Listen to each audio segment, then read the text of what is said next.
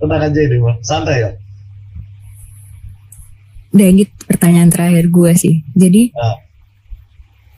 Nah, anak itu kan peniru yang handal ya. Maksudnya ketika dia balita sampai dia usia SD dan dia mulai berkembang, batasan yang orang tua dalam sisi keharmonisan itu yang boleh ditunjukin tuh apa? Misalnya kayak pelukan, apa cium pipi atau gimana gitu. Takutnya kan itu ngaruh nanti ketika dia udah mengenal cinta. Oh ternyata ini boleh kok, ini boleh gitu.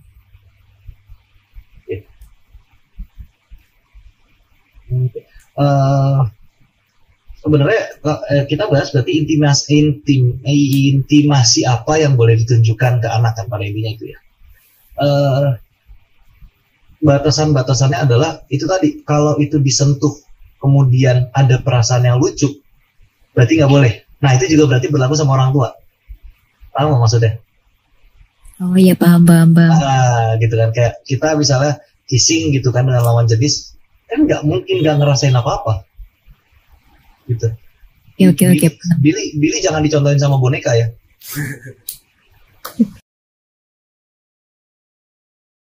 Gitu. Tapi kalau misalnya kayak peluk gitu kan, peluk juga kan ada banyak macamnya ya, kayak misalnya peluk yang mana gitu kan. Selama memang itu tidak menimbulkan perasaan yang aneh, artinya itu boleh ditunjukkan ke anak.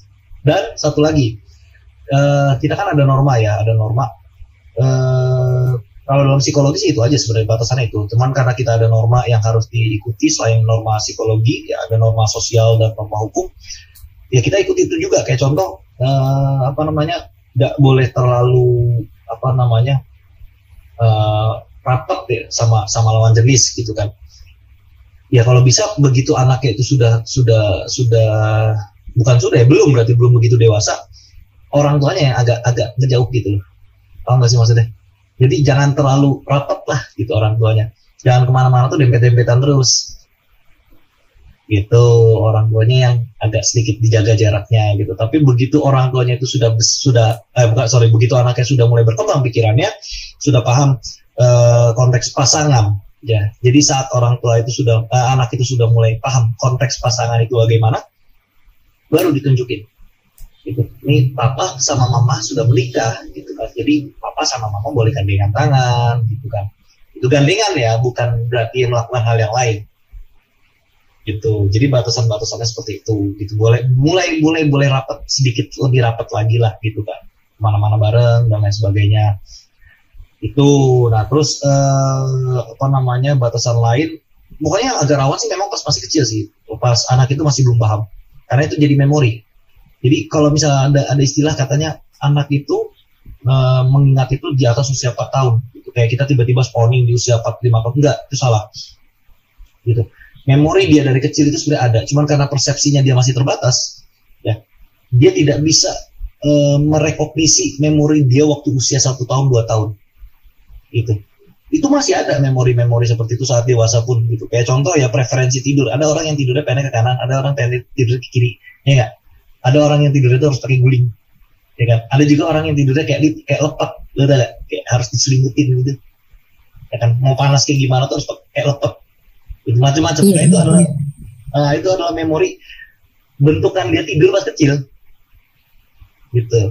Nah, pas karena dia masih kecil, dia masih melihat, gitu kan, dan itu direkam sama dia. Nah, itu yang harus banyak dibatasi. Makanya kan, kalau nggak sebenarnya anak-anak itu bayi itu baiknya itu nggak tidur sama orang tua.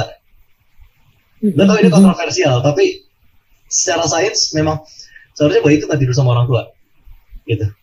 Bahkan yang lebih bagus lagi kalau dia bisa kamar. Kenapa nggak boleh? Pertama, kalau dia di bawah 6 bulan itu resikonya adalah SIDS, Sudden Infant Death Syndrome. Lo bisa cari sendiri karena gue bukan dokter. Gue gak berani jelasin itu lebih jauh. Tapi itu namanya Sudden Infant Death Syndrome, SIDS, Sierra India Delta Sierra. Terus yang kedua, kalau dari faktor psikologi adalah itu tadi, dia bisa merekam keintiman orang tuanya yang berlebihan. Gitu.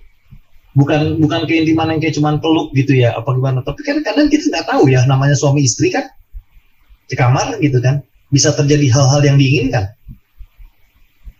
gitu loh. Iya benar kan, Itu kan bukan sesuatu yang tidak diinginkan, Pak. Iya, iya, iya. Nah, itu yang kemudian bisa jadi rekaman-rekaman ke memori anak. Itu. Bahkan harusnya kalau mau anak itu diawasin. Makanya kalau kita lihat YouTube apa gimana di Amerika Serikat tuh kan banyak tuh anak-anak kayak toddler ya, baru 2 tahun, setahun kayak cuman bisa jalan aja, belum tentu kayak cuma bisa berdiri doang. Berdiri gitu-gitu doang gitu kan. Tapi mereka punya ruangan sendiri. Dan kenapa bisa direkam? Ya karena ada kamera, artinya apa, orang tuanya ada di situ. Itu. Jadi seperti itu. Gimana? Calon ibu.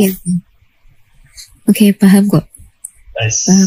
Jadi udah ada bayangan buat nanti ke depannya itu nanti bakal jadi kayak gimana, caranya mendidik anak itu gimana. Oke, thanks banget. Oke, dari yang lain mungkin dari Kania. Kania tidur ya? Enggak kok. Enggak ada sih, kalau untuk sekarang udah bahasanya udah bagus banget sih. Menarik. Sangat-sangat menarik.